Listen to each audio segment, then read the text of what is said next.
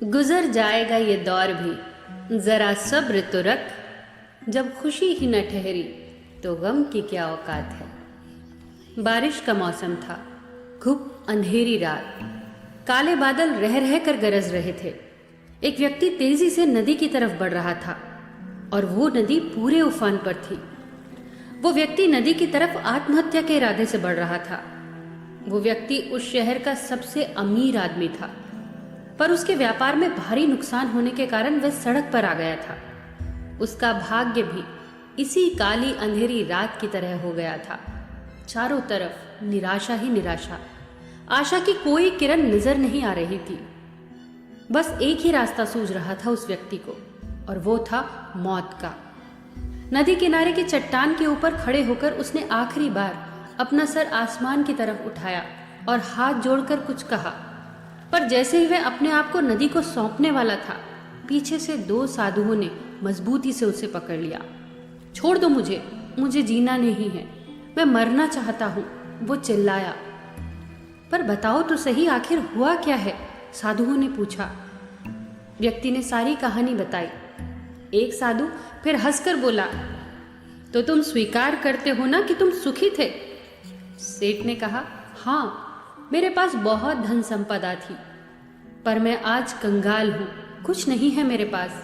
साधु फिर हंसा और बोला, खोया तूने सिर्फ धन है, बाकी क्या खोया तूने?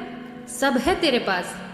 परिवर्तन प्रकृति का नियम है, सुख और दुख आते जाते रहते हैं, यही प्रकृति की गति है। दिन के बाद रात और रात के बाद दिन। तू ही मुझे बता कि किस रात ने रोका है सूरज को निकलने से? जब दिन नहीं टिकता तो रात भी कैसे टिकेगी? इसे तुझे समझना ही होगा। जब तुम्हारे अच्छे दिन नहीं रहे तो ये बुरे दिन भी नहीं रहेंगे। जिसने प्रकृति के इस चक्र को समझ लिया वो निराश हो ही नहीं सकता। वो ना तो सुख में सुखी होता है न दुख में दुखी। उसका जीवन एक अडिग चट्टान के जैसा बन जाता है, जिस पर फिर वर्षा का भी और धूप का भी समान प्रभाव पड़ता है।